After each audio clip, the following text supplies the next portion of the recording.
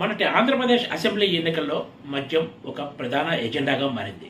బహుశా దేశ చరిత్రలో మద్యం బ్రాండ్స్ కారణంగా ప్రభుత్వంపై వ్యతిరేకత ఆ స్థాయిలో పెరిగిందంటే అది ఒక్క ఆంధ్రప్రదేశ్లోనే అని చెప్పొచ్చు.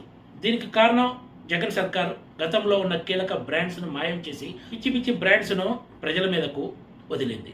మద్యం అలవాటు ఉన్న వాళ్ళు దాన్ని మానుకోలేక తిట్టుకుంటూ ఆయన వాటినే తాగారు. దీని కారణంగా డబ్బుకు డబ్బు పోవడంతో పాటు చాలా మంది అనారోగ్యం పాలైనట్లు పెద్ద ఎత్తున వార్తలు వచ్చాయి. మొన్నటి ఎన్నికల్లో జగన్ వ్యతిరేక వర్గం ఓటర్లలో మందుబాబులు ముందు వరుసలో ఉన్నారంటే ఏమాత్రం అతిశయక్తి కాదనే చెప్పొచ్చు. ఇదే విషయం పలు సర్వేల్లో కూడా తేలింది. మరి పక్క రాష్ట్రంలో జరిగిన విషయం తెలిసిన తర్వాత కూడా తెలంగాణలోని రేవంత్ రెడ్డి సర్కార్ ఇప్పుడు అదే బాటలో పయనించడానికి సిద్ధమవుతున్నట్లు కనిపిస్తోంది. ఇక్కడ కూడా జగన్ సర్కార్ మోడల్లోనే కొత్త బీర్ బ్రాండ్లకు అనుమతులు మంజూరు చేశారు.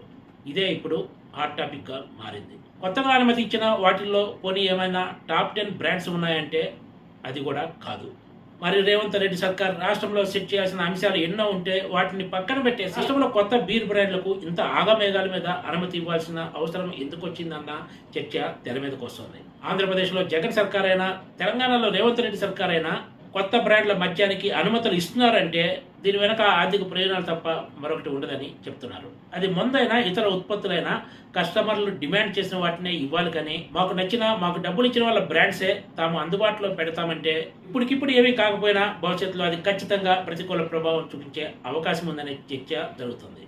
రాజకీయంగా కూడా ఇది కాంగ్రెస్ పార్టీకి ఎంతో కొంత నష్టం చేయక తప్పదనే చెప్పొచ్చు. టాప్ 10 బీర్ బ్రాండ్స్ లో Kingfisher, Carlsberg, Budweiser, Heineken, Corona, 91, Foster's, Hoegaarden తదితర బ్రాండ్లు ఉన్నాయి. చిత్రం ఏమిటంటే డిమాండ్ ఉన్న బీర్లను పక్కన పెట్టి కొత్త బ్రాండ్స్ ను మందుబాబులపై రుద్దటం అంటే దీని వెనక భారీ ప్రయోజనాలే ఉన్నాయని చెప్తున్నారు. తెలంగాణలో కొత్తగా సోమ్ డిస్టిలరీస్కే కాకుండా టాయ్, మౌంట్ ఎవరెస్ట్, ఎక్సోటికా తదితర బ్రాండ్స్ కూడా తాజాగా అనుమతులు మంజూరు చేశారు. తొలి విడతలో బీర్లతో స్టార్ట్ చేసిన వాళ్ళు తర్వాత ఇతర మద్యం విషయంలో కూడా కొత్త బ్రాండ్స్ ను తెర మీదకు తీసుకొచ్చే అవకాశం లేకపోలేదని చెప్తున్నారు. మరి తెలంగాణలో ఈ కొత్త మద్యం బ్రాండ్ల వ్యవహారం రాజకీయంగా ఎంత దుమారం రేపుతుందో వేచి చూడాల్సిందే. Please subscribe TGTV.